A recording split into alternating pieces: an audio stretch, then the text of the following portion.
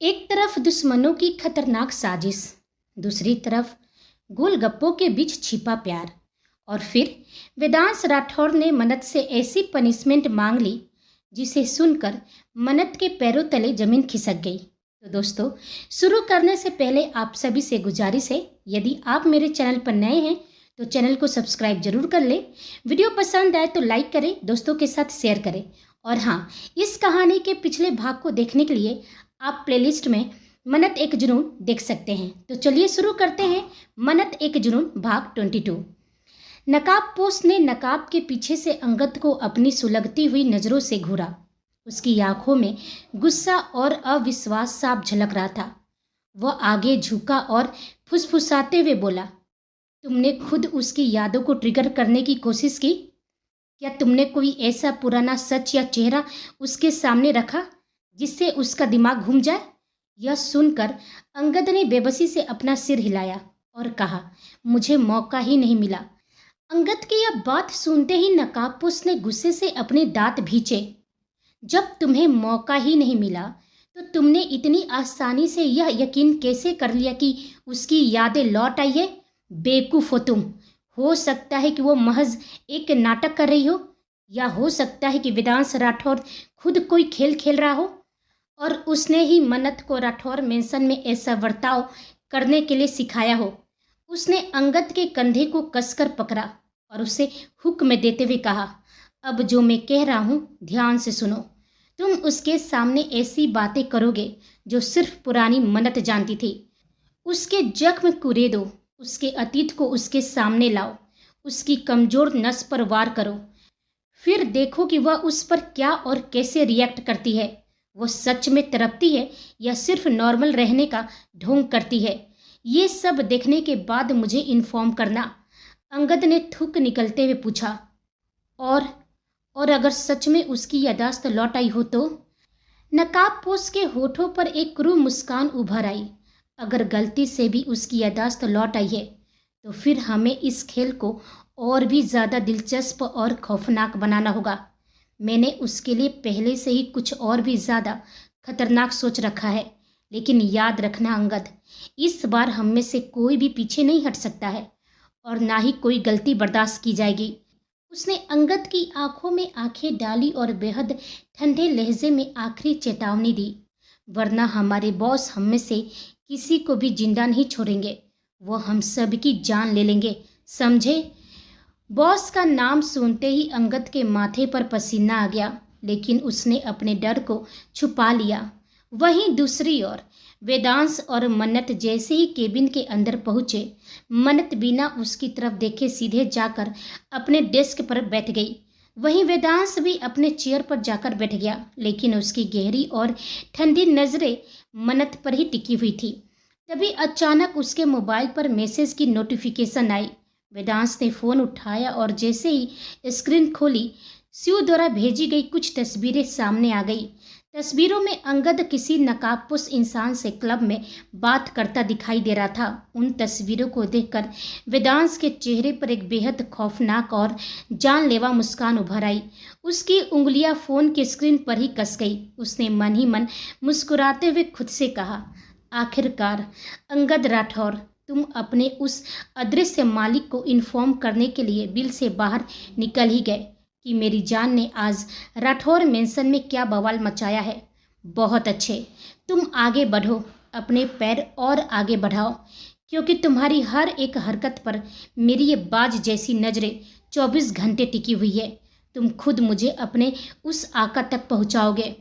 वेदांश अभी उस चक्रव्यूह को समझ ही रहा था, तभी अचानक केबिन पर दस्तक हुई। वेदांश ने ठंडी आवाज में कहा, कम इन। तभी केबिन का भारी शीशे का दरवाजा एक झटके से खुला। दरवाजा खुलने की आवाज सुनते ही अगले ही पल मन्नत और वेदांश दोनों की नजरें झटके से दरवाजे की तरफ टिक गई। सामने लूना थी और उसके साथ अमृता। जैसे अमृता को अपने सामने देखा, मन्नत के चेहरे की सारी थकान एक पल में गायब हो गई। उसकी आंखों में हैरानी और बेइंतहा चमक फैल गई। वहीं अमृता ने भी जैसे ही मन्नत को सामने देखा, उसकी भी आंखों में नमी उतर आई। वहीं मन्नत झटके से खड़ी हो गई। अम्मू, उसकी आवाज़ हल्की सी काँप गई। अमृता भी खुद को रोक नहीं पाई। वो लगभग दौड़ते हुए उसके गले लग गई। वहीं वेदांश बिना कुछ बोले अपनी ठंडी नज़रों से उन्हें ही देख रहा था। लूना ने भी अमृता को पहले ही सब कुछ बहुत अच्छे से समझा दिया था। उसे बता दिया था कि मन्नत इस वक्त वेदांश के साथ उसकी पत्नी होने की एक्टिंग कर रही है, क्योंकि अब तक मन्नत की यादें वापस नहीं लौटी है। थोड़ी देर तक दोनों यूं ही एक दूसरे के गले लगी रही। फिर धीरे से मन्नत ने अमृता से खुद को अलग किया। उसकी आंखों में नमी थी, लेकिन अब उसका लहजा गुस्से और शिकायत से भर चुका था। उसने अमृता के कंधे पर एक हल्की सी चपत लगाई और मुंह फुलाकर और नाराजगी से बोली, ये क्या अम्मू, तू नानी के घर जाकर मुझे पूरी तरह भूल गई थी? तुझे अंदाज़ा भी है कि मैं तेरे बिना कितनी अकेली पड़ गई थी? मैंने तुझे ना जाने कितनी बार कॉल किया, लेकिन तेरा फ़ोन हमेशा बंद या आउट ऑफ रीच बता रहा था। और जब तूने मुझे कॉल किया तो मेरा मोबाइल साइलेंट पर था। तुझे पता है मुझे तुझसे कितनी सारी बातें करनी है। अमृता के चेहरे पर भी इस वक्त तकलीफ और बेचैनी साफ झलक रही थी। वह अपनी भारी और नम आवाज़ में बोली, आई एम सॉरी मनु, सच में सॉरी। मैं क्या करती? नानी के उस गांव वाले इलाके में नेटवर्क का बहुत इशू रहता है। बिल्कुल नेटवर्क नहीं मिल रहा था, लेकिन देख, जैसे ही नेटवर्क आया मैंने सबसे पहले तुझे ही तो कॉल किया। अमृता अपनी बात पूरी कर पाती उससे पहले ही मन्नत के दिमाग की बत्ती अचानक चमकी। उसने अमृता की बात को बीच में ही काटा। उसकी आंखें संशय से सिकुड़ गई और उसने बहुत हैरान होकर पूछा, पर एक मिनट अम्मू, तू तो नानी के घर गई थी ना? फिर तुझे कैसे पता चला कि मैं इस वक्त मुंबई में हूँ, और वो भी इस डोमिनियन एंटरप्राइजेस के केबिन में? तू यहाँ कैसे आई? मन्नत का यह अचानक किया गया सवाल सीधे अमृता के सीने पर तीर की तरह लगा। उसके चेहरे का रंग एक पल में सफ़ेद पड़ गया। तभी लूना ने हल्की मुस्कान के साथ कहा, वो क्या है न मनु, अमृता को मैंने ही इन्फॉर्म किया था। मैं ही इसे लेकर यहाँ आई हूँ। यह सुनते ही मन्नत ने राहत की सांस ली। उसके चेहरे की बेचैनी थोड़ी कम हुई और वह तुरंत बोली, सच में लूना, तुमने अमृता को बुलाया? लूना ने सिर हिलाया। हाँ, जैसे ही मुझे पता चला कि अमृता उदयपुर वापस आ गई है, मैंने तुरंत इसे इन्फॉर्म कर दिया, क्योंकि मुझे पता था कि वो तुम्हें वहाँ ना देखकर बहुत परेशान हो रही होगी, है ना अमृता? अमृता ने एक पल लूना को देखा, फिर बिना कुछ बोले धीरे से हामी भर दी। मन्नत ने अब आगे कोई सवाल नहीं किया, क्योंकि उसने अमृता के बारे में लूना को पहले ही सब कुछ बता दिया था। इसलिए उसे यही लग रहा था कि लूना सच बोल रही है। तभी लूना फिर मुस्कुराई और बोली, और हाँ मन्नू, एक और खुशखबरी है। मन्नत ने उत्सुकता से पूछा, क्या? लूना ने अमृता की तरफ देखते हुए कहा, अब से अमृता भी यही काम करेगी, राठौर एंटरप्राइजेज में। यह सुनते ही मन्नत की आंखें खुशी से फैल गई। वह तुरंत अमृता की तरफ पलटी। सच में? अमृता ने हल्की मुस्कान के साथ सिर हिला दिया। अगले ही पल मन्नत खुशी से लगभग उछल पड़ी। ओ माय गॉड, सच में? Thank you Luna, thank you so much. Luna हल्का सा हंस पड़ी और बोली, थैंक यू मुझे नहीं, बॉस को बोलो, क्योंकि यह फैसला मेरा नहीं था। मन्नत थोड़ा रुकी। मतलब? लूना ने तिरछी मुस्कान के साथ कहा, बॉस चाहते थे कि तुम अकेला फील ना करो। वो जानते हैं कि तुम और अमृता कितने क्लोज हो, इसलिए उन्होंने बिना देर किए अमृता को यहाँ जॉब दे दी। लूना की बात खत्म होते ही एक पल के लिए पूरा माहौल जैसे धीमा पड़ गया। मन्नत की धड़कन अचानक तेज हो गई। ना चाहते हुए भी मन्नत के गाल हल्के गुलाबी पड़ गए। उसने तिरछी नज़र से वेदांश को देखा, जिसकी गहरी नज़र उस पर ही टिकी हुई थी और उसके होठों पर तिरछी मुस्कान थी। मन्नत ने तुरंत अपनी नज़रें चुरा ली, क्योंकि उसके होठों पर आई हल्की मुस्कान छुपाए नहीं छुप रही थी। वहीं अमृता और लूना दोनों ये सब चुपचाप नोटिस कर रही थी। वहीं लूना मन ही मन मुस्कुराई। लगता है क्वीन साहिबा का दिल अब सच पहचानने लगा है, बस दिमाग को याद आने की देर है। वहीं वेदांश की उन गहरी और कातिलाना नज़रों के सामने मन्नत अब और ज़्यादा टिक नहीं पाई। वो शर्म से पूरी तरह झिप गई और झटके से अपनी नज़रें झुकाकर वापस सोफे पर अमृता के पास जाकर बैठ गई। अपनी धड़कनों को काबू में करने के लिए उसने तुरंत अमृता पर फिर से सवालों की बौछार कर दी। वह उत्सुकता से पूछी, अच्छा मुँह, यह बता, अंकल आंटी कैसे हैं? वो ठीक है ना? सब खैरियत? अपने माता पिता के बारे में सोचकर अमृता के अंदर एक करवाहट और गुस्सा उबल पड़ा। उसे उन पर बेहद गुस्सा आ रहा था। कैसे उन्होंने सिर्फ 50 लाख रुपयों के लालच में आकर मन्नू का सौदा कर दिया था। लेकिन अमृता ने खुद को संभाला, एक बहुत गहरी सांस ली, अपने गुस्से को अंदर ही दबाया और मुस्कुराते हुए कहा, सब ठीक है मन्नू, सब ठीक है।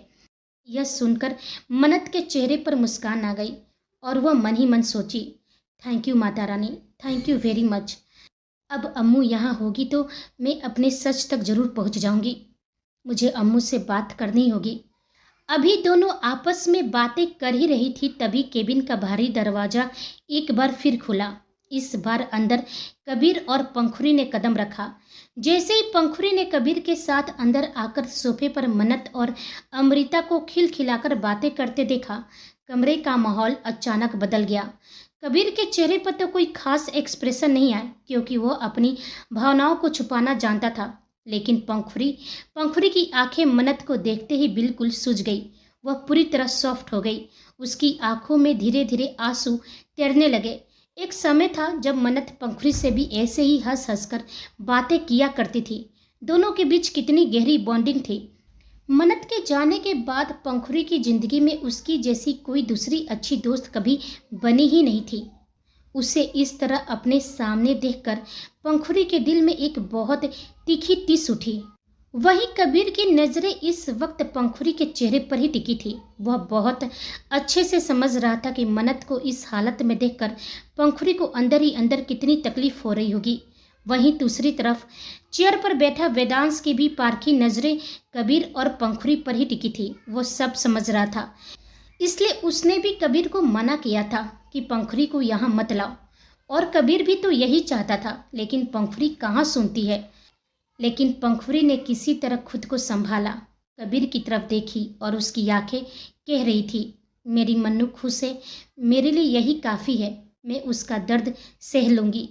तभी मन्नत और अमृता की भी नज़रें दरवाजे पर पड़ी। मन्नत की नज़रें जैसे ही पंखुरी पर गई, वह उसे एकटक देखती रह गई, मानो उसकी नज़रें पंखुरी के चेहरे पर ही चिपक गई हो।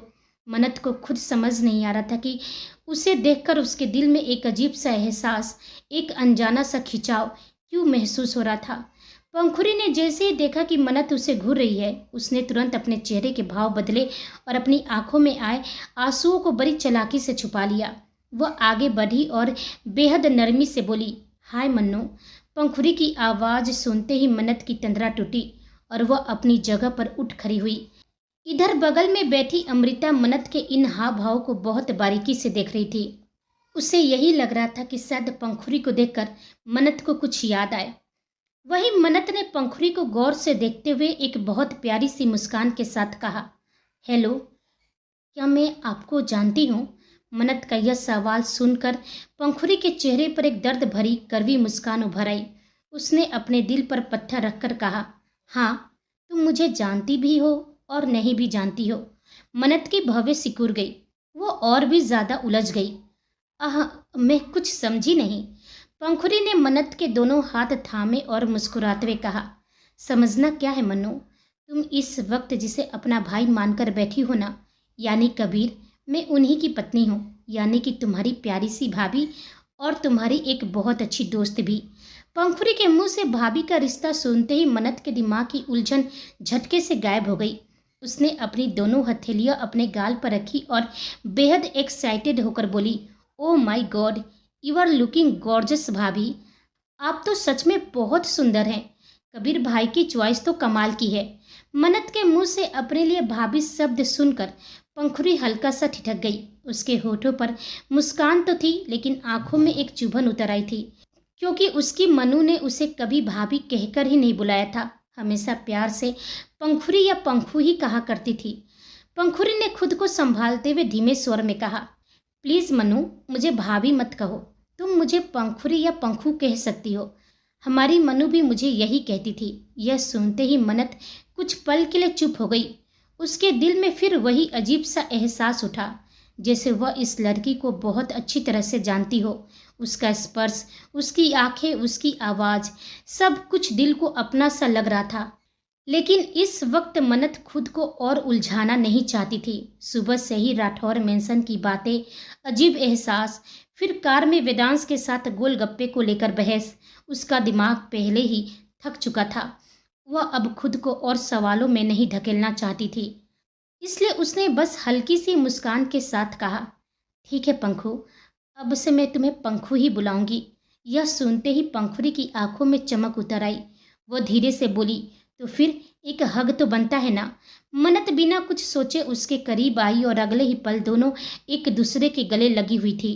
जैसे ही मन्नत उसके गले लगी, पंखुड़ी की पलकों में भरी नमी टूटने लगी। 3 साल बाद, 3 लंबे साल बाद वह अपनी मनु को अपने इतने करीब महसूस करी थी। उसका दिल जोर जोर से धड़क रहा था।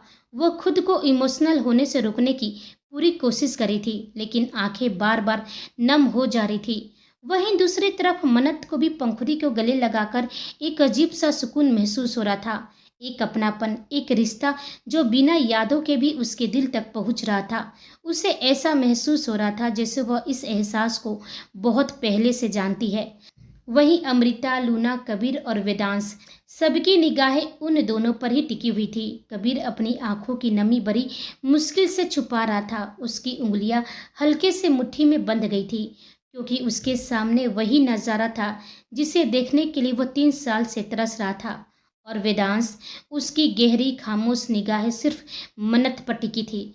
मन्नत भले सब कुछ भूल चुकी हो, लेकिन उसका दिल अब भी अपने लोगों को पहचानता है।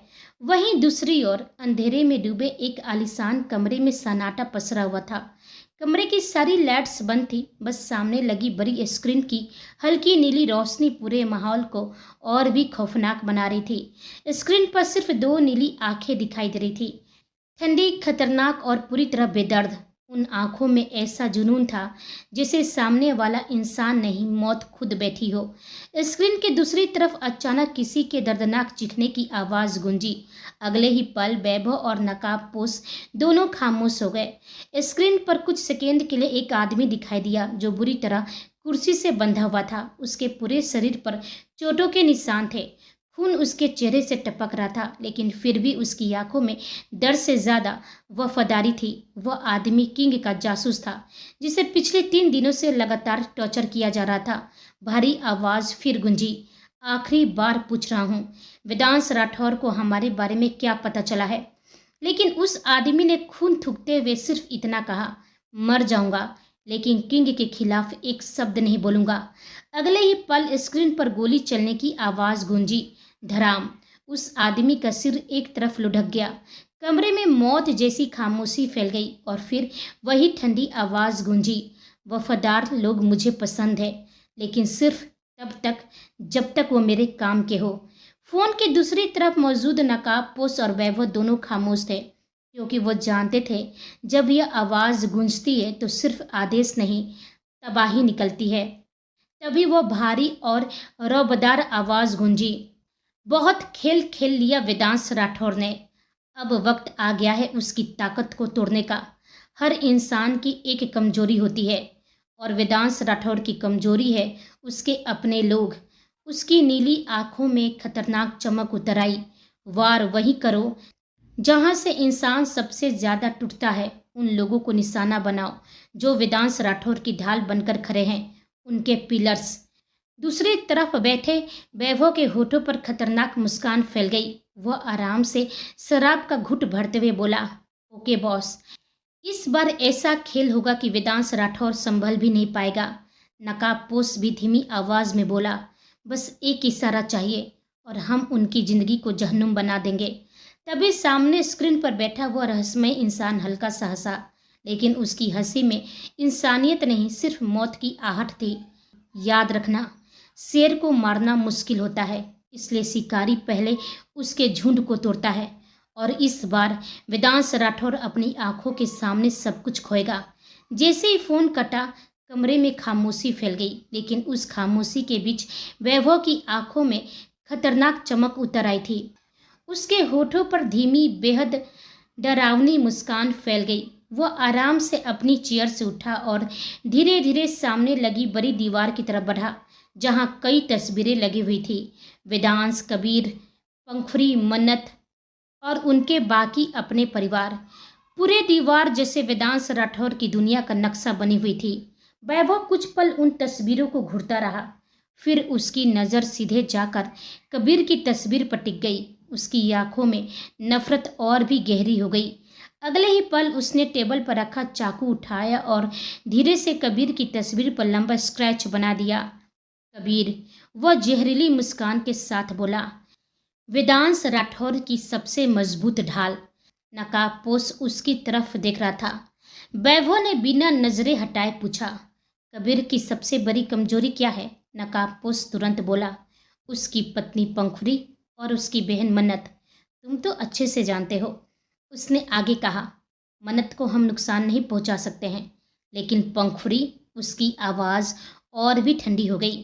पंखुरी पर वार किया तो कबीर खुद तड़पता हुआ हमारे जाल में चला आएगा। वैभव की मुस्कान और भी गहरी हो गई। सही कहा। उसने फिर चाकू की नोक पंखुरी की तस्वीर पर रख दी। किसी इंसान को खत्म करने का सबसे आसान तरीका क्या होता है? जानते हो? उसकी आंखों में पागलपन उतर आया। उससे उसकी सांसें छीन लो, और कबीर की सांस पंखुरी है, और ये बात मुझसे बेहतर कौन जान सकता है? नकाबपोश हल्का सा हंसा। तो फिर शुरुआत पंखुरी से? वैभव ने धीरे धीरे सिर हिलाया। नहीं, उसकी आवाज़ बेहद खतरनाक हो गई। शुरुआत डर से होगी। ऐसा डर जो कबीर को हर पल महसूस कराए कि उसकी दुनिया उससे छीनी जा रही है। उसने एक बार फिर तस्वीर की ओर देखा और उसके चेहरे पर एक खतरनाक मुस्कान फैल गई। वहीं केबिन का माहौल अब थोड़ा शांत हो चुका था। पंखुरी ने अपने बैग से एक छोटा सा डिब्बा निकाला और मुस्कुराते हुए मन्नत की तरफ बढ़ाया। ये लो मन्नू, तुम्हारे लिए लाई हूँ। मन्नत ने हैरानी से डिब्बा लिया और जैसे ही खोला उसकी आंखों में चमक आ गई। बेसन के लड्डू? उसके चेहरे पर बच्चों जैसी खुशी आ गई थी। तुम्हें कैसे पता मुझे बेसन के लड्डू पसंद है? पंखुरी एक पल के लिए खामोश हो गई। उसकी आंखों में हल्की नमी उतर आई, लेकिन उसने तुरंत मुस्कुराकर कहा, क्योंकि ये मेरे भी फेवरेट है। मुझे समझ नहीं आया कि पहली बार मिलने आ रही हूँ तो क्या लेकर आऊँ, इसलिए सोचा अपनी फेवरेट चीज़ लेकर आती हूँ। मन्नत तुरंत खुश होकर उसके गले दोबारा लग गई। पंखुरी जैसे पल भर के लिए वहीं थम गई। उसकी आंखें हल्की नम हो गई, लेकिन उसने खुद को संभाल लिया और कहा, ये मेरी माँ जैसी सास ने बनाया है। मन्नत कुछ पल तक उस लड्डू को देखती रह गई। वहीं पंखुरी की नज़र अमृता पर गई। एक पल के लिए उसके दिल में हल्की सी जलन उठी। आखिर इन 3 सालों में मन्नत के सबसे करीब अमृता ही रही थी। लेकिन अगले ही पल उसने खुद को संभाला और धीरे धीरे अमृता के पास जाकर बोली, थैंक यू अमृता, मेरी मन्नू का ख्याल रखने के लिए। अमृता हल्का सा मुस्कुराई। इसकी ज़रूरत नहीं है पंखुरी, वह तुम्हारी बेस्ट फ्रेंड थी और अब भी है। फिर उसने बहुत प्यार से मन्नत को देखा और बोली, बस इस राह में एक और नाम जुड़ गया और वो मेरा है। अब हम दोनों इसकी बेस्ट फ्रेंड है। पंखुरी भी हल्का सा मुस्कुरा दी। वहीं मन्नत लड्डू को देखते ही उसकी आंखों की चमक और बढ़ गई और उसके पेट में चूहे कूदने लगे। वह अपने पेट पर हाथ रख कर मासूमियत से बोली, थैंक यू वेरी मच पंखू। मुझे सच में इस वक्त बहुत ज़ोरों से भूख लगी थी। ये मिस्टर खरूस तो मुझे सीधे ऑफिस लेकर चले आए। इन्हें तो बस हुक्म चलाना आता है। ये भी नहीं सोचा कि मुझे भूख भी लगती है। मन्नत का यह ताना सुनते ही चेयर पर बैठे वेदांश को अचानक अपनी गलती का एहसास हुआ। उसका चेहरा थोड़ा सा उतर गया। वो सचमुच भूल गया था कि सुबह मेंशन का माहौल नूतन जी की वजह से इतना खराब हो गया था कि दोनों बिना ब्रेकफास्ट किए ही वहाँ से निकल आए थे। तभी कबीर ने कहा, तो इसमें सोचने वाली क्या बात है, चलिए कहीं बाहर चलते हैं, आपको जो खाना होगा खा लीजिएगा। नहीं भाई, मन्नत तुरंत बोली, मुझे बाहर जाकर कुछ नहीं खाना है। सब उसकी तरफ देखने लगे। फिर अगले ही पल उसकी आंखों में चमक आ गई। मुझे गोलगप्पे खाने हैं, आप खिला सकते हैं क्या? गोलगप्पा का नाम सुनते ही केबिन में मौजूद सभी की भवें सिकुड़ गई। दोपहर के वक्त गोलगप्पे की डिमांड। वहीं अमृता और पंखुरी के चेहरे पर एक गहरी स्माइल आ गई। भला उन दोनों से बेहतर कौन जानता था कि मन्नत गोलगप्पे की कितनी बड़ी दीवानी है। तभी लूना हैरानी से पूछी, लेकिन मन्नू, इस वक्त गोलगप्पा? अभी तो दोपहर के 2 बज रहे हैं। तुम्हें भूख लगी है तो खाना खाओ, इस वक्त भला गोलगप्पा कौन खाता है? और भला उससे कैसे पेट भरेगा? मन्नत हक से बोली, मैं खाती हूँ और मेरा पेट तो भर जाएगा। फिर उसने कबीर की तरफ बड़ी बड़ी आंखें करके कहा, प्लीज़ भाई, मुझे तो गोलगप्पे ही खाने हैं। वेदांश ने हल्के से ना में अपना सिर हिलाया। वो सुबह से कितनी कोशिश कर रहा था कि मन्नत का ध्यान गोलगप्पे से हटकर किसी अच्छी चीज़ पर जाए, लेकिन इस लड़की का पूरा ध्यान सीधे गोलगप्पे पर ही अटका हुआ था। वहीं कबीर कुछ कहता उससे पहले ही वेदांश ने अपनी भारी और ठंडी आवाज़ में इंटरफेयर किया। वह सख्त लहजे में कहा, आपके गोलगप्पे आ रहे हैं मिस मन्नत, जो भी खाना होगा यहीं ऑफिस में बैठकर आराम से खा लीजिएगा। मन्नत ने तुरंत मुंह सिकोड़ लिया। ये भी कोई जगह है गोलगप्पे खाने की, वो भी केबिन में अकेले अकेले? गोलगप्पे खाने का असली मज़ा तो बाहर सबके साथ मिलकर खाने में आता है। उसके एक्सप्रेशन देखकर पंखुड़ी हल्का सा हंस पड़ी और तुरंत बोली, तो फिर क्यों ना एक कंपटीशन हो जाए? सबकी नज़रें उसकी तरफ मुड़ गई।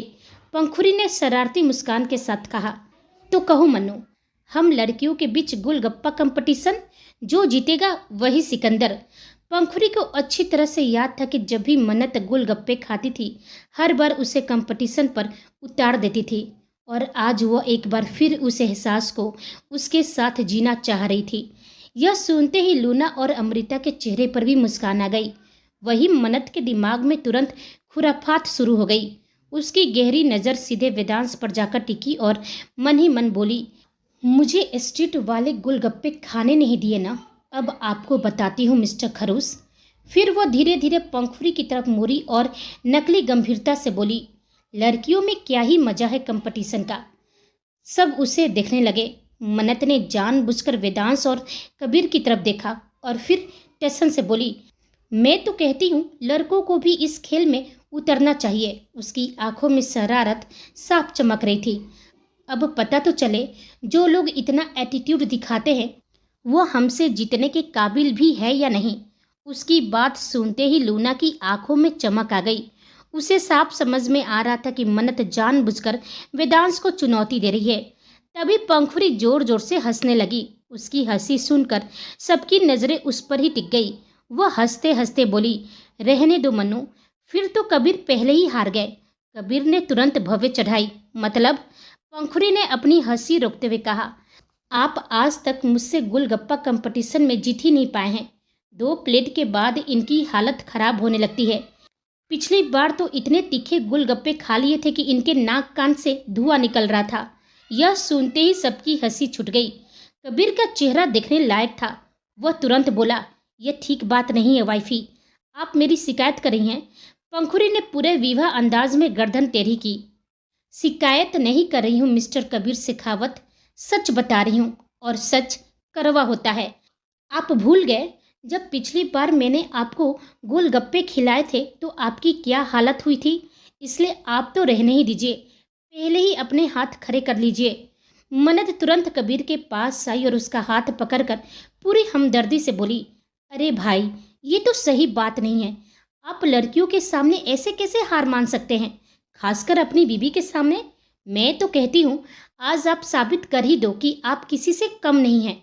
मन्नत जिस तरह बच्चों की तरह कबीर का हाथ पकड़कर उसे कंपटीशन के लिए मना रही थी, उससे देखकर कबीर की आंखों में एक अलग ही चमक उतर आई। उस पल उसे सामने खड़ी लड़की कोई बदली हुई मन्नत नहीं लगी, बल्कि वही पुरानी उसकी अपनी बहन मनु लगी, जो छोटी छोटी बातों पर जिद करती थी, फिर उसकी बाह पकड़कर उसे अपने पक्ष में कर लेती थी। कबीर कुछ सेकंड तक बस उसे देखता रह गया। उसके दिल में जैसे 3 साल पुरानी यादें एक साथ लौट आई हो। वही शरारती अंदाज, वही आंखों की चमक, वही मासूम जिद, जैसे वक्त कुछ पल के लिए पीछे लौट गया हो। और शायद यही वजह था कि उस वक्त वहां मौजूद हर इंसान मन्नत में पुरानी मन्नत की झलक देख रहा था।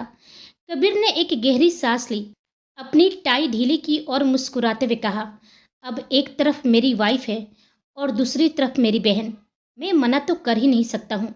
और देखना, इस बार उसने पंखुड़ी को देखकर बड़े एटीट्यूड से कहा, मैं तो जीत कर ही दिखाऊंगा। कबीर के हाँ कहते ही केबिन के सभी लोगों की नज़रें सीधे बॉस चेयर पर बैठे वेदांश पर टिक गई। वहीं वेदांश इस वक्त तुरंत अपनी किसी जरूरी फाइल को पलटने में लग गया था, मानो वो उनकी इस बचकानी बातों को पूरी तरह इग्नोर कर रहा हो।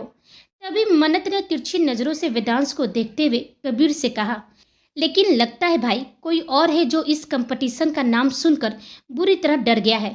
तभी तो देखो कैसे खुद को काम में उलझाए रखने का नाटक कर रहे हैं। मन्नत का यह ताना सुनते ही केबिन में मौजूद कबीर, पंखुड़ी और लूना के चेहरे पर एक दबी हुई मुस्कान आ गई। सबकी आंखें अब वेदांश पर जा टिकी थी। वही वेदांश ने जैसे ही मन्नत के मुंह से खुद के लिए डर शब्द सुना, उसने अपनी फाइल से नजरें हटाई और सीधे मन्नत के चेहरे को घूरने लगा। मन्नत बिल्कुल बेखौफ होकर मुस्कुराते हुए धीरे धीरे उसके टेबल के पास आई और उसके सामने सीना तान कर खड़ी हो गई। वह नखरे से अपनी भवें उचकाते हुए बोली, क्या हुआ सर, आप गोलगप्पे नहीं खाएंगे या फिर खेल शुरू होने से पहले ही अपनी हार मान चुके हैं? वेदांश की गहरी, कातिलाना और बर्फीली आंखें सीधे मन्नत के चेहरे पर ही टिकी थी। केबिन का तापमान अचानक गिर चुका था। मन्नत ने उसे खामोश देखकर तुरंत अपनी बात को और भी हवा दी। तो साफ साफ बता दीजिए ना सर कि आप अभी से हार गए हैं। मैं आपके साथ कोई जबरदस्ती नहीं करूंगी।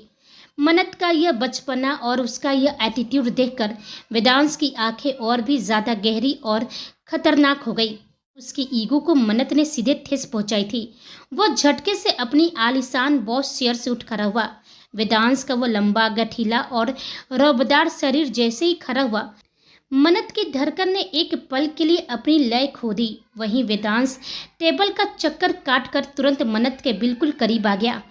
दोनों के बीच की दूरी अब नाम मात्र की बची थी। वेदांश थोड़ा सा आगे झुका और सीधे मन्नत की आंखों में अपनी आंखें डालकर एक बेहद भारी और मखमली आवाज में बोला, चैलेंज एक्सेप्टेड मिस मन्नत। वेदांश राठौर कभी हारना नहीं सीखा है, लेकिन इस खेल में शर्त मेरी होगी। शर्त का नाम सुनते ही मन्नत की भवें सिकुड़ गई। उसने थोड़ा सा पीछे होते हुए संभल कर पूछा, शर्त? कैसी शर्त सर? वेदांश के होठों पर एक गहरी और सातिर मुस्कान उभर आई। उसने मन्नत के चेहरे पर आती घबराहट को भांप लिया था। शर्त यही है मेरी जान कि अब यह कंपटीशन सिर्फ नॉर्मल गोलगप्पे खाना नहीं होगा, बल्कि यह पार्टनर्स के बीच का मुकाबला होगा। और यदि सामने वाला हार गया तो? वेदांश की आवाज और भी गहरी हो चुकी थी। मन्नत नासमझी में उसे देख रही थी। वहीं कबीर अब आराम से चेयर पर पीछे टिक गया। उसे साफ लग रहा था कि वेदांश के दिमाग में कुछ न कुछ जरूर चल रहा है। तभी पंखुड़ी ने बीच में कहा, अरे इसमें इतना सोचने वाली बात क्या है मिस्टर राठौर? हार गए तो हार गए, नॉर्मल सा कंपटीशन ही तो है। वेदांश ने बहुत शांति से कहा, ऐसा नहीं है पंखुड़ी, हारने वाले को सजा भी मिलनी चाहिए। यह सुनकर सबकी आंखें चमक गई। मन्नत ने तुरंत पूछा, क्या करना होगा हारने वाले को? वेदांश की नजरें उस पर दोबारा टिक गई। वह तो जीतने वाला तय करेगा। हारने वाला पार्टनर जीतने वाले पार्टनर की एक ऐसी शर्त मानेगा जिसे वो चाहकर भी मना नहीं कर पाएगा। तो बोलिए मिस मन्नत, क्या अब भी आप मुझसे लोहा लेने के लिए तैयार हैं? वेदांश का यह दाव सीधे मन्नत को अपने जाल में फंसाने के लिए था। मन्नत ने थूक निगला। उसका दिल अब सीने में जोर जोर से हथौड़े मार रहा था, क्योंकि वह समझ चुकी थी कि इस खरूस के दिमाग में कोई बहुत बड़ी खुरपात चल रही थी। लेकिन अब वो चाहकर भी पीछे नहीं हट सकती थी। कहाँ उसने जाल बिछाया था, अब वो खुद ही फंस गई थी। उसने जबरदस्ती मुस्कुराते हुए कहा, मुझे आपकी चैलेंज मंजूर है सर, क्योंकि हारने वाले तो आप ही हैं। तभी अमृता ने दोनों हाथ ऊपर करते हुए कहा, स्टॉप स्टॉप, मैं इस खेल का हिस्सा नहीं बनूंगी। मन्नत तुरंत उसकी तरफ मुड़ी। क्यों? अमृता ने मुंह बनाते हुए कहा, जब खेल पार्टनर्स का है तो मैं क्या करूंगी, लेकिन हाँ, मैं अंपायर जरूर बनूंगी। सबकी नजरें उस पर टिक गई। वह टसन में बोली, मैं सबके गोलगप्पे गिनूंगी और देखूंगी कि कोई चीटिंग तो नहीं कर रहा है ना। मन्नत ने तुरंत कहा, ये तो बढ़िया है, लेकिन तुझे भी तो खाना चाहिए ना। अमृता मुस्कुराई, मैं कंपटीशन के बाद तेरे साथ खा लूंगी, चलेगा ना? यह सुनते ही मन्नत के चेहरे पर चमक आ गई। डन। थोड़ी देर बाद सभी केबिन से निकलकर उस बड़े एरिया में आ गए जहां गोलगप्पे का पूरा सेटअप तैयार था। सामने अलग अलग फ्लेवर्स के पानी, मसाले, आलू और ढेर सारे गोलगप्पे रखे थे। पूरा माहौल ऑफिस कम और फूड फेस्ट ज़्यादा लग रहा था। जैस्मिन, मयंक और शिव भी वहां पहुंच चुके थे। सारे अरेंजमेंट मयंक और शिव ने करवाए थे। अब सभी अपने अपने पार्टनर्स के साथ थे। एक तरफ वेदांश और मन्नत, दूसरी तरफ कबीर और पंखुड़ी, तीसरी तरफ मयंक और जैस्मिन, और चौथी तरफ शिव और लूना।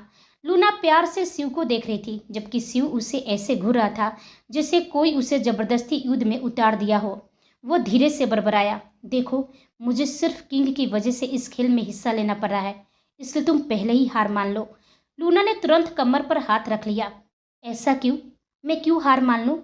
फिर उसने अपनी आंखें सिकोड़ कर बोली, आज तो मजा आएगा शिव बाबू। मैं भी तो देखूं कि इस गठीले और हट्टे कटे शरीर में कितना तीखापन झेलने का दम है।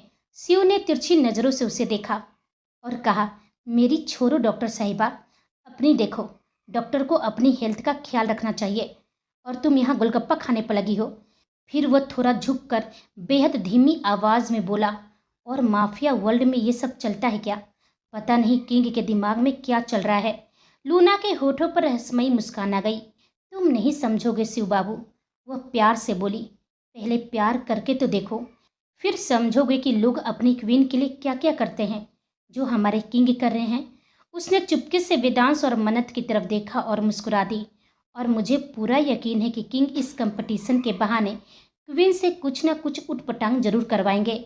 वहीं जैस्मिन अब भी मयंक से नाराज थी, लेकिन मयंक इस कंपटीशन को जीतकर उसे मनाने के पूरे मूड में था।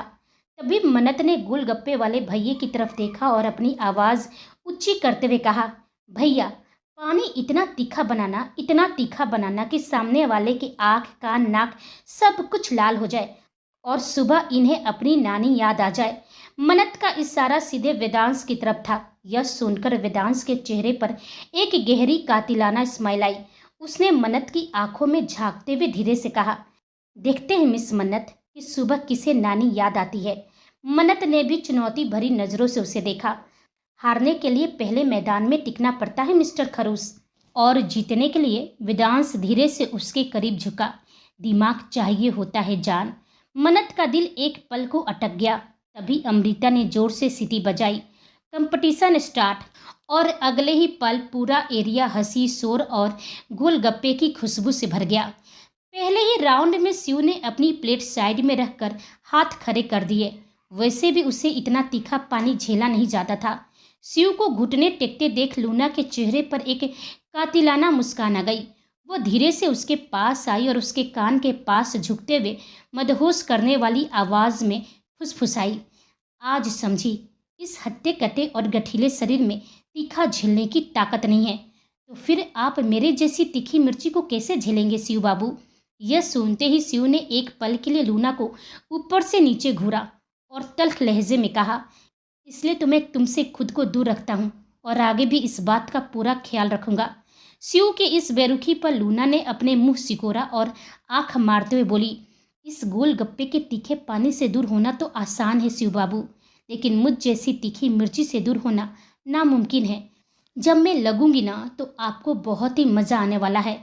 ये कहते हुए लूना के चेहरे पर एक बेहद सेडेक्टिव और शरारती स्माइल थी।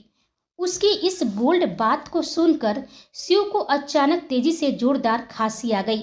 जिस अंदाज में लूना उसे उकसा रही थी, उसने शिव के होश उड़ा दिए थे। तभी अमृता ने फिर से विसल बजाई और दूसरा राउंड शुरू हुआ। उस राउंड में भी कबीर और वेदांश बिल्कुल बराबर बराबर चल रहे थे। दोनों की रफ्तार एक जैसी थी, लेकिन पंखुड़ी और मन्नत भी उनसे पीछे नहीं थी। वो दोनों भी डटकर मुकाबला कर रही थी। वहीं दूसरी तरफ जैस्मिन गोलगप्पा खाते हुए मयंक को लगातार घूरे जा रही थी और मन ही मन खुद पर गुस्सा हो रही थी। मुझे क्या पड़ी थी इनके साथ इस कंपटीशन में उतरने की, जब इन्हें दूसरी लड़कियों से ही चिपकना है तो। लेकिन मुझे इतनी जलन हो क्यों रही है? इतनी जलन हो रही है कि इस गोलगप्पे के तीखेपन का असर भी मेरे ऊपर नहीं हो रहा है। इन्हें आकर मुझसे सॉरी बोलना चाहिए था, अपनी सफाई देना चाहिए था, लेकिन नहीं, मिस्टर मयंक ने तो मुझे सीधे इस गोलगप्पे के कंपटीशन में ही उलझा दिया। जैस्मिन गुस्से में लाल पीली होकर मयंक को चिढ़ाने के लिए और तेजी से गोलगप्पे खाने लगी। वहीं मयंक ने जैस्मिन के इस गुस्से वाले चेहरे को देखा और उसके होठों पर एक सातिर मुस्कान आ गई। उसने जैस्मिन की आंखों में देखते हुए धीरे से अपनी एक आंख ब्लिंक कर दी। मयंक का यह अचानक हुआ इशारा देखकर जैस्मिन अंदर तक थरा गई और हड़बड़ाहट में तीखा पानी उसके गले में अटक गया, जिससे उसे तेजी से खांसी आने लगी। ठीक उसी पल अमृता ने सीटी बजाई और जोर से कहा, दूसरे राउंड में मयंक जीत गए। जैस्मिन खांसते हुए और पूरी तरह झेपते हुए चिल्लाई, 1 मिनट, ये चीटिंग है। इन्होंने मेरे साथ चीटिंग की है अमृता। मयंक ने बड़े आराम से अपने दोनों हाथ सीने पर बांधे और मासूमियत से नाटक करते हुए कहा, अरे मैंने क्या चीटिंग की है, बताओ सबको। मयंक की बात सुनकर जैस्मिन के गाल शर्म से बिल्कुल लाल हो गए। वो भला सबके सामने कैसे बताती कि इस लड़के ने कंपटीशन के बीच में उसे आंख मारी थी। उसने मयंक को गुस्से में घूरा और पैर पटकते हुए बोली, ये ठीक बात नहीं है, आप अभी सबको बताइए कि आपने चीटिंग की है। मयंक एक सातिर मुस्कान के साथ कहा, देखो जैस, मैं जीत गया तो जीत गया, और शर्त के मुताबिक जीतने वाले की बात हारने वाले को माननी ही पड़ेगी। उसने जानबूझकर आंखों में चमक भरते हुए कहा, अब मैं सोच रहा हूं कि आज मैं आपसे क्या कराऊं। यह सुनते ही जैस्मिन का गला सूख गया। उसकी नजरें शर्म से झुक गई, क्योंकि मयंक के इशारों का मतलब वो बहुत अच्छी तरह से समझ रही थी। अब मुकाबला बराबरी पर आकर टिक चुका था। एक तरफ वेदांश और मन्नत, दूसरी तरफ कबीर और पंखुरी। मन्नत ऐसे गोलगप्पे खा रही थी जैसे सच में युद्ध लड़ रही हो। आखिर किसी भी हाल में उसे वेदांश को हराना था। वहीं वेदांश, वो बिल्कुल आराम से खा रहा था, ना कोई जल्दी ना कोई घबराहट, लेकिन फिर भी वो हर राउंड में मन्नत से एक कदम आगे ही चल रहा था। वहीं कबीर की हालत पूरी तरह खराब हो चुकी थी। उसकी आंखें लाल हो गई, आंखों से लगातार पानी गिर रहा था और वह हर दूसरे सेकेंड पानी पी रहा था, जबकि पंखुड़ी मजे से गोलगप्पे खाए जा रही थी और ऊपर से उसे और भी चिढ़ा रही थी। क्या हुआ मिस्टर कबीर शेखावत, वो हंसते हुए बोली, इतनी जल्दी हार मान गए। कबीर ने तुरंत घूरा और फिर जिद में आकर तेजी से गोलगप्पे खाने लगा, लेकिन पंखुड़ी अब उसकी हालत देखकर पिघल चुकी थी। असल में उसे अपने पति को हराने से ज्यादा मजा उसे जीतते हुए देखने में आता था, इसलिए उसने धीरे धीरे अपनी स्पीड कम कर दी और आखिरकार अमृता ने जोर से सीटी बजाई। थर्ड राउंड के विनर हुए कबीर। यस, कबीर के चेहरे पर चमक आ गई, लेकिन अगले ही पल उसकी नज़र पंखुड़ी पर गई जो मुस्कुरा रही थी। बस उसी पल वो समझ गया, उसकी वाइफ ने जानबूझकर उसे जिताया है। वह धीरे धीरे उसके करीब आया और हल्के से बोला, ये क्या था वाइफी, आपने तो पहले ही हार मान ली। पंखुड़ी ने मुस्कुराते हुए अपनी बाहें उसके गले में डाल दी। पति से हारने का मजा भी कुछ और ही होता है, वो धीमे से बोली, फिर आंखों में शरारत भरकर बोली, मैं चाहती हूँ कि आप मुझे कोई अच्छी सी पनिशमेंट दे। यह सुनते ही कबीर की आंखें गहरी हो गई। वह थोड़ा झुककर उसके कान के पास फुसफुसाया, तो फिर तैयार रहिए। उसके होठों पर हल्की खतरनाक मुस्कान आ गई। आज रात की पनिशमेंट थोड़ी हार्ड होने वाली है। यह सुनते ही पंखुड़ी तुरंत शर्मा गई और हल्का सा उसके सीने से लग गई। उन दोनों का वो छोटा सा पल जैसे सिर्फ उन्हीं के बीच रह गया, क्योंकि बाकी सबकी नजरें अब वेदांश और मन्नत पर टिक चुकी थी। भैया एक और, मन्नत तेजी से बोली। वेदांश ने उसे घूरा। धीरे खाइए जान। क्यों, वह मुंह फुलाकर बोली, हारने से डर लग रहा है क्या। वेदांश हल्का सा झुका। उसकी आवाज़ धीमी लेकिन खतरनाक थी। मुझे आपकी तबीयत खराब होने से फर्क पड़ता है जान, हारने से नहीं। मन्नत कुछ पल के लिए चुप हो गई। दिल अजीब तरह से धड़क उठा, लेकिन अगले ही पल उसने खुद को संभाला और फिर से गोलगप्पा उठा लिया। मैं बिल्कुल ठीक हूँ, मेरी चिंता मत कीजिए, खुद की चिंता कीजिए। और उसने पूरा तीखा गोलगप्पा मुंह में डाल लिया। अगले ही सेकेंड उसकी आंखें फैल गई। आह, वो जोर जोर से सांस लेने लगी। बहुत तीखा है। उसकी आंखों से पानी आने लगा। अमृता तुरंत हंस पड़ी। मैंने कहा था ना, धीरे खा। लेकिन उससे पहले कि कोई कुछ समझ पाता, वेदांश ने बिना एक सेकेंड गवाए तुरंत मीठे पानी का गिलास उठाकर उसके सामने कर दिया। यह पी लीजिए। मन्नत ने तुरंत गिलास पकड़ लिया और पानी पीने लगी, लेकिन अगले ही पल वो अचानक रुक गई। उसकी नज़रें वेदांश पर टिक गई। आपको कैसे पता, वो धीरे से बोली, कि मुझे तीखा सहन नहीं होता। पूरा माहौल कुछ पल के लिए शांत हो गया। कबीर, पंखुड़ी, अमृता, सभी की नज़रें वेदांश पर टिक गई थी। वेदांश भी एक पल के लिए रुक गया, क्योंकि उसने बिना सोचे वही किया था जो वो हमेशा करता आया था। उसकी आंखें गहरी हो गई, लेकिन अगले ही पल उसने खुद को संभाला और बिल्कुल सामान्य आवाज़ में बोला, क्योंकि आप हर चीज़ में जल्दी करती हैं और फिर खुद ही फंस जाती हैं। तभी अमृता ने अपनी सीटी बजाई। Time up. उसने अपनी डायरी देखी और मुस्कुराते हुए ऐलान किया, क्योंकि मनु बीच में ही रुक गई, इसलिए इस कंपटीशन में मनु हार चुकी है और वेदांश राठौर यह मुकाबला जीत चुके हैं।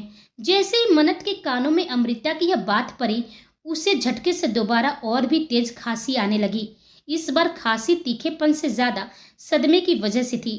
मन्नत को तो अब सच में रोना आने लगा था। वह तुरंत अमृता के पास दौड़ी और पैर पटकते हुए बोली, अरे अम्मू, यह गलत है। मैंने ज्यादा गोलगप्पे खाए हैं, तूने ठीक से गिना ही नहीं। मन्नत के इस मासूम सी तरफ को देखकर वेदांश के चेहरे पर एक बहुत ही गहरी और सातिर स्माइल उभर आई। अमृता ने मन्नत को समझाते हुए कहा, मनु, मैंने बिल्कुल ठीक से गिना है। तूने खांसी आने की वजह से बीच में ही खाना रोक दिया था और खेल के नियम यही था कि जो बिना रुके खाएगा वही जीतेगा। इसी वजह से मिस्टर वेदांश राठौर जीत गए। यह सुनकर मन्नत का मुंह बन गया और वह वेदांश को बुरी तरह से घूरने लगी। वहीं वेदांश के चेहरे पर चमक थी। देखते ही देखते शाम हो चुकी थी। पूरा ऑफिस फ्लोर अब हंसी और हल्के शोर से भरा हुआ था। आज इस गोलगप्पा कंपटीशन ने सबको कुछ देर के लिए फिर वही पुरानी जिंदगी जीने का मौका दिया था। वही जिंदगी जो 3 साल पहले कहीं खो गई थी। इन 3 सालों में सबने सिर्फ दर्द, इंतजार और तकलीफें देखी थी, लेकिन आज कई दिनों बाद सबके चेहरे पर सच्ची मुस्कान थी। पंखुड़ी के चेहरे पर भी बड़ी सी स्माइल थी। उसकी नजरें बार बार मन्नत पर ही जा रही थी, जो अब भी अलग ही दुनिया में खोई थी। असल में उसका पूरा ध्यान सिर्फ एक बात पर अटका था, वेदांश आखिर उसे क्या पनिशमेंट देगा।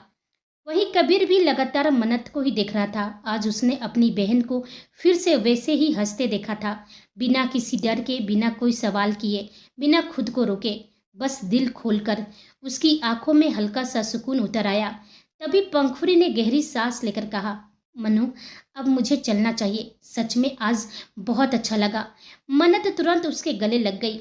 मुझे भी बहुत अच्छा लगा, वह मुस्कुराते हुए बोली। मुझे बहुत मज़ा आया इस कंपटीशन में। लेकिन अगले ही पल उसने वेदांश को घूरा। और भी मज़ा आता अगर कोई ईमानदारी से खेलता तो। यह सुनते ही सबकी हंसी छूट गई, क्योंकि वहां मौजूद हर इंसान जानता था कि मन्नत पूरी ईमानदारी से हारी थी, बस मानने को रेडी नहीं थी। वेदांश ने अपनी बाहें फोल्ड करते हुए बेहद शांत आवाज में कहा, हारने के बाद बहाने बनाना बंद कीजिए जान। मैं बहाने नहीं बना रही हूँ। मन्नत तुरंत बोली, आपने मुझे जानबूझकर डिस्ट्रैक्ट किया था। मैंने? वेदांश ने मासूम सा चेहरा बनाया। मैं तो पूरे टाइम शरीफों की तरह खेल रहा था। धोखेबाज कहीं का, मन्नत बरबराई। यह सुनकर फिर सब हंस पड़े। तभी कबीर ने पंखुड़ी की तरफ देखते हुए कहा, वाइफी, अब आप जाइए, मैं कुछ घंटों बाद घर आ जाऊंगा। पंखुड़ी ने हल्का सा सिर हिलाया।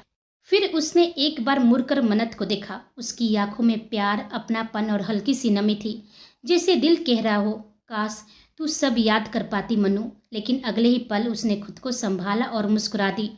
उसने सभी से विदा ली और फिर धीरे धीरे डोमिनियन एंटरप्राइजेस से बाहर निकल गई। अब पूरा फ्लोर लगभग खाली हो चुका था। कबीर, मयंक, सी और लूना भी जा चुके थे। अब वेदांश के केबिन में सिर्फ 2 लोग थे, वेदांश और मन्नत। मन्नत के दिल की धड़कन इस वक्त इतनी तेज थी कि उसे खुद अपने सीने में उसकी आवाज़ सुनाई दे रही थी। वहीं वेदांश की गहरी, नशीली और बर्फीली नजरें सिर्फ और सिर्फ मन्नत के चेहरे पर टिकी हुई थी। वह बिना अपनी पलकें झपकाए बेहद धीमी और नपे तुले कदमों से मन्नत की तरफ बढ़ने लगा। मन्नत भी अपनी बड़ी बड़ी आंखों से उससे ही देख रही थी। इस वक्त मन्नत के पूरे वजूद में जैसे एक तेज बिजली सी दौड़ रही थी। वेदांश जिस कातिलाना अंदाज से उसे घूर रहा था, उसे देखकर मन्नत की हालत अंदर से खराब हो रही थी। लेकिन इससे पहले कि वह खुद को संभालती, वेदांश को पीछे हटने के लिए कहती या कुछ बोल पाती, वेदांश ने एक झटके में अपनी मजबूत हाथ मन्नत की नाजुक कमर पर डाल दी और एक ही झटके में मन्नत को अपनी तरफ खींच लिया। दोनों के शरीर आपस में टकराए और मन्नत का दिल एक पल के लिए जैसे धड़कना ही भूल गया। वह फटी फटी आंखों से बिल्कुल शुद्ध बुद्ध खोकर वेदांश के उस चौड़े सीने और उसकी आंखों को देखने लगी। घबराहट के मारे मन्नत का गला पूरी तरह सूख रहा था। वेदांश ने उसकी आंखों में अपनी गहरी नजरें गराते हुए एक बेहद भारी और मखमली आवाज में कहा, तो मिस मन्नत, आप हार गई। भले ही आप पूरी दुनिया के सामने इस बात को ना माने, लेकिन चैलेंज और शर्त के हिसाब से अब आपको पनिशमेंट देने की बारी मेरी है। सो आर यू रेडी? वहीं मनत घबराते हुए भी अपने नखरे को कम नहीं होने दिया। उसने अपना मुंह फुलाया और किसी तरह हिम्मत जुटाकर बोली, अब बेईमानों से पनिशमेंट तो लेना ही पड़ेगा ना सर। मेरे पास आखिर ऑप्शन ही क्या है? बोलिए, क्या करना होगा मुझे? ऑफिस की कोई पुरानी फाइलें पूरी करनी है या राठौर मेंशन का कोई काम करना है? मन्नत की यह बात सुनकर वेदांश की आंखें और भी ज्यादा गहरी और जज्बाती हो गई। उसने मन्नत की कमर पर अपनी पकड़ को थोड़ा और मजबूत किया और उसके चेहरे के बिल्कुल करीब आकर बोला, आपको क्या लगता है जान, मैंने इतना तीखा पानी झेला, आपको तकलीफ में देखकर खुद को उस तरफ में डाला। वो सब इसलिए किया था ताकि आप ऑफिस की फाइलें और राठौर मेंशन के काम करें। मन्नत की नजरें वेदांश पर और गहरी हो गई। उसने धड़कते दिल से पूछा, तो फिर किस लिए किया था? वेदांश गहरी सांस लेते हुए कहा, इसलिए ताकि आप अपने दिल की आवाज सुने। मन्नत का दिमाग चकरा गया। वह अपनी सूखी जीभ होठों पर फेरते हुए बोली, सर मैं कुछ समझी नहीं। वेदांश ने एक गहरी और लंबी सांस ली। उसके चेहरे पर एक बेहद शातिर लेकिन रोमांटिक स्माइल आ गई। उसने कहा, समझने की कोई ज़रूरत नहीं है जान, अब सिर्फ सुनिए जो मैं कह रहा हूँ। आपकी पनिशमेंट यह है कि आपको मुझे किस करना होगा। क्या? यह सुनते ही मन्नत के पैरों तले जमीन खिसक गई। वह पहले से भी ज़्यादा हैरान और हक्का बक्का होकर वेदांश का चेहरा देखने लगी। उसका पूरा बदन कांपने लगा। वो झटके से वेदांश के सीने पर हाथ रखकर उसे पीछे धकेलने की कोशिश करते हुए पूरी आवाज में बोली, सर आप पागल हो गए हैं क्या? प्लीज ये जो रियल वाली एक्टिंग है ना, यह मेरे सामने मत किया कीजिए। हम सिर्फ दुनिया के सामने पति पत्नी होने की एक्टिंग कर रहे हैं और आप मुझसे इस हार के बदले किस मांग रहे हैं? आप मुझसे यह सब नहीं मांग सकते। आपको मुझ पर ऐसा कोई हक नहीं है। वेदांश मन्नत की इस बगावत पर गुस्सा नहीं हुआ। वह मन्नत की कमर से हाथ हटाकर उससे कुछ इंच की दूरी पर खड़ा हो गया। उसने अपनी शर्ट के कप्स ठीक किए और बड़े ही कूल अंदाज में अपनी आंखें सिकोड़ते हुए बोला, सोच लीजिए जान, यह खेल की शर्त है, यानी आपकी पनिशमेंट। अगर आप यह कर सकती हैं तो ठीक है, वरना मैं सबको बता दूंगा कि मिस मन्नत अपनी हार एक्सेप्ट करने के बाद भी अपनी जिद पर अड़ी हुई है। मन्नत ने अविश्वास से उसे देखा। आप सीरियसली ब्लैकमेल कर रहे हैं मुझे? हाँ, ये गलत बात है सर, लेकिन मज़ेदार भी है जान। मन्नत ने गुस्से में पैर पटका। मैं आपको किस नहीं करूँगी। वेदांश हल्का सा मुस्कुराया। देखते हैं। फिर उसकी आवाज़ धीमी हो गई। वैसे आपको मुझे किस करना है, अब कैसे करेंगी, ये मैं आप पर छोड़ता हूँ। यह सुनकर मन्नत की सांसें अटक गई, क्योंकि पहली बार उसे वेदांश की आंखों में सिर्फ जुनून नहीं, कुछ और भी दिखाई दिया था। लेकिन मन्नत ये नहीं जानती थी कि यह किस सिर्फ एक पनिशमेंट नहीं, बल्कि उसकी भूली हुई यादों और वेदांश के खतरनाक जुनून की शुरुआत बनने वाली थी। तो दोस्तों, आज का एपिसोड यहीं ख़त्म होता है। मिलते हैं अगले एपिसोड में। तब तक आप मेरी कहानी को एंजॉय कीजिए। पसंद आए तो वीडियो को लाइक करें, दोस्तों के साथ शेयर करें और चैनल पर नए हैं तो चैनल को सब्सक्राइब करना बिल्कुल ना भूलें। और हाँ, अपनी राय कमेंट बॉक्स में ज़रूर दें। और तब तक आप अपना और अपनों का ख्याल रखिए। और आप सभी को मेरी कहानी सुनने के लिए धन्यवाद।